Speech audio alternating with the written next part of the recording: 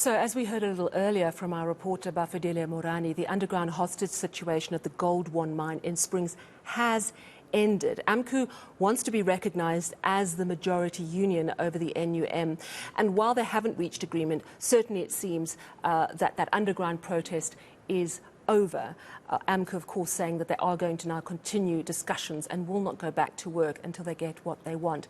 But let's focus in on the negotiations that may have happened, the negotiations that happen in any hostage or kidnapping situation. I'm joined now by Herman Bosman, a kidnapping incident manager at security consultants TSU International. Thank you so much for joining us. We don't know the details of why AMCU ended this hostage situation. But where generally would a hostage negotiator start in a situation like the one that's just played out at Gold One? Well, good day to you and the viewers. Well, first of all, the moment you have a situation where labor disputes turn into criminality and you have a kidnapping incident and people are taken hostage, it doesn't help either the parties at the end of the day, because the agreements reached under coerced circumstance can be argued to be of no value up in issue from the moment it's been agreed upon, because of the element of violence and force. So the best will be to have the hostages released, to get back around the table and resolve conflict in a manner that's conducive and legal. So a hostage situation is definitely not going to aid in this scenario. Yeah. And we must refrain from that. Yeah, no, absolutely. And it's interesting that the police were quite adamant that they weren't going to go underground. And I spoke to a Labour analyst yesterday, and he was saying that going in with that hard-headed approach would have been the worst possible thing. We could have had another Marikana, only this time underground, on our hands. When you start to negotiate an extremely sensitive hostage situation, when do you go in softly and when do you push and go the forceful route? Is there a time, is it clear, or is every situation different?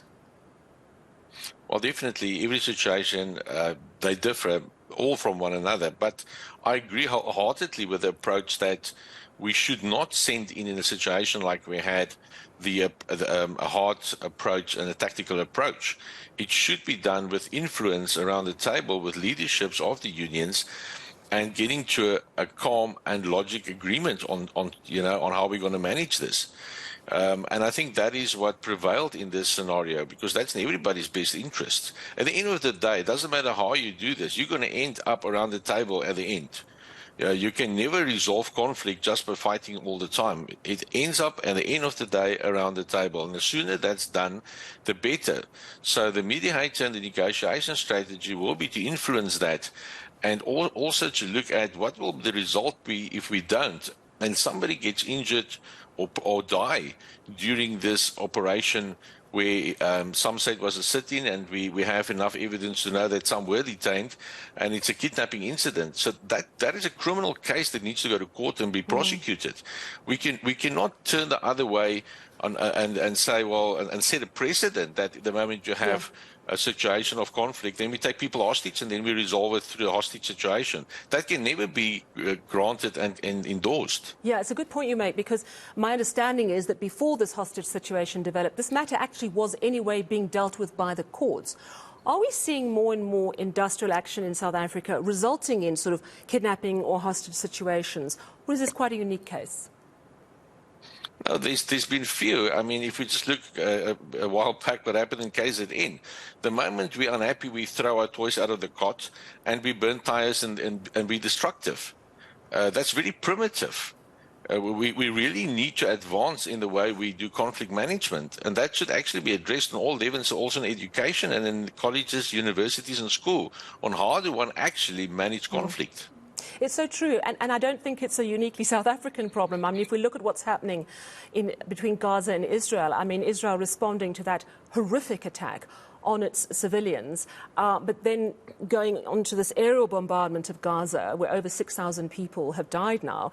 But there are some 200 hostages still being held by Hamas. In a situation like that, where there's so much bloodshed, there's a massive history of distrust Where do you start your hostage negotiations? Does it inevitably have to start with intermediaries, people who are not directly involved? Well, definitely in a case where Hamas has made it clear that Israel may not exist, and as a terrorist organization made it absolutely clear on the process they're going to follow. The only way that mediation can happen there will be for Qatar or Lebanon or Iran to facilitate such a process and try and see if they can influence groupings like Hamas. And on the other hand, the USA and other allies of Israel. But you need to get to a position where you recognize that the other party may exist. If that's not there, it's going to be very, very difficult to reach a point where you can have a mutual agreement. And then we get to taking innocent people hostage and kidnap them. And that in itself is complicating this matter even further. We know that here in South Africa, kidnappings are on the rise. What do you do if you're kidnapped? Are there certain things you need to bear in mind to increase your chances of survival? And if so, what are they? Well, there's two sides, and that the one side is the person taken, that's the hostage, that needs to be calm, calculated at that point in time under a very, very difficult circumstance. I don't think there's a crime worse than kidnapping somebody and detaining that person, and the duration of the period is unknown. So that person must hang in there, be calm, be a grave figure as such, not have conflict with the persons taken you, and understand what was the motive behind it.